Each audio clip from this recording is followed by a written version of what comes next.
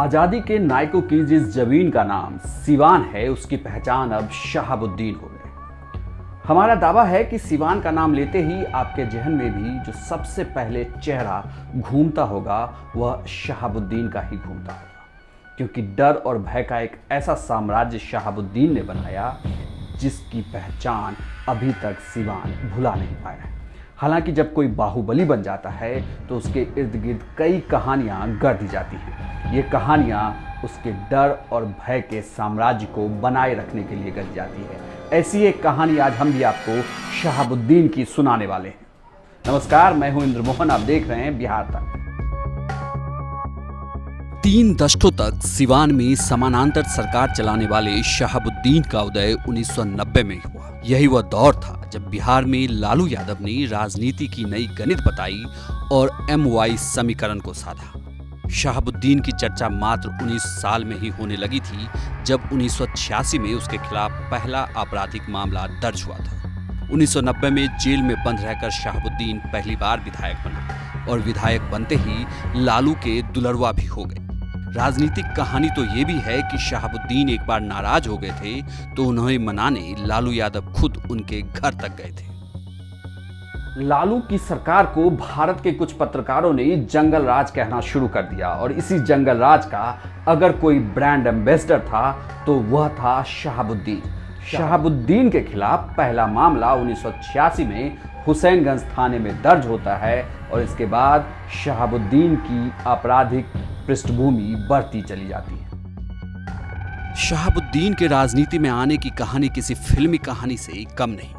कहा जाता है कि अपने ऊपर पहला केस दर्ज होने के बाद शहाबुद्दीन अपने इलाके के विधायक त्रिभुवन नारायण सिंह के पास मदद मांगने जाता है, लेकिन विधायक जी किसी अपराधी की मदद करने से साफ इनकार कर देते हैं। इसके बाद जेल की सलाखों के पीछे पहुंचने वाला शहाबुद्दीन जेल से ही चुनाव लड़ता है और माननीय विधायक बन जाता है।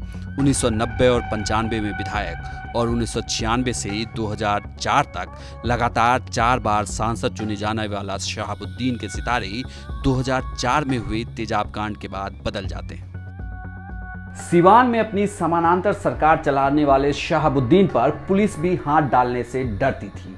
कई ऐसे मौके आए जब पुलिस ने शहाबुद्दीन पर हाथ नहीं डाला, लेकिन 2001 में एक वाकया ऐसा हुआ कि उसके बाद शहाबुद्दीन और पुलिस की आमने सामने भिड़ंत हो गई।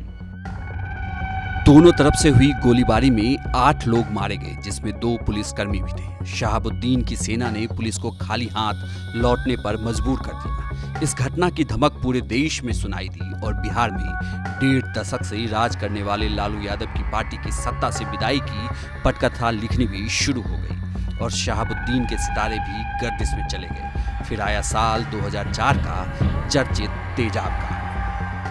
कहा जाता था कि सिवान में रहना है तो शहाबुद्दीन को टेरर टैक्स देना होगा। हर कोई शहाबुद्दीन के नाम से कांपता था। व्यापारियों को रोजगार करने के लिए रंगदारी टैक्स शहाबुद्दीन के दरवाजे तक पहुंचाना होता था। 2004 में प्रतापपुर शहर के व्यापारी चंद्रकेश्वर प्रसाद उर्फ चंदा बाबू और उनके बेटे शहाबुद्दीन के गुर्गों को रंगदारी देने से साफ इनकार कर देते हैं। पहली बार अपने साम्राज्य को मिली इस चुनौती से जेल में बंद शहाबुद्दीन बौखला जाता है और जेल से निकलकर चंदा बाबू के 2 जवान बेटों गिरीश राज और सतीश राज का अपहरण कर प्रतापपुर में तेजाब से नहलाकर बेरहमी से मौत के घाट उतार देता है। इसके 10 साल बाद अगस्त 2014 में इस घटना के गवाह और चंदा बाबू के तीसरे बेटे राजीव रोशन की भी गोलियों से भूनकर हत्या कर दी जाती है। इस चर्चित तेजाब कांड में ही आज शहाबुद्दीन तिहाड़ जेल में उम्र कैद की सजा काट रहा है। खुद को साहेब कहलाने वाला शहाबुद्दीन अभी जेल में है, लेकिन एक समय ऐसा भी था जब वह जेल से ही अपना साम्राज्य चलाता था। अस्पताल के पूरे फ्लोर को उसने अपना दरबार लगा रखा था। ऐसे ही कई और बाहुबलियों की हम आपको कहानी सुनाएंगे इसी बिहार तक पर। अगर आपने हमें YouTube पर सब्सक्राइब नहीं किया तो हमारे पेज को सब्सक्राइब जरूर कर लें और अगर Facebook पर देख रहे हैं तो लाइक करना ना भूलें।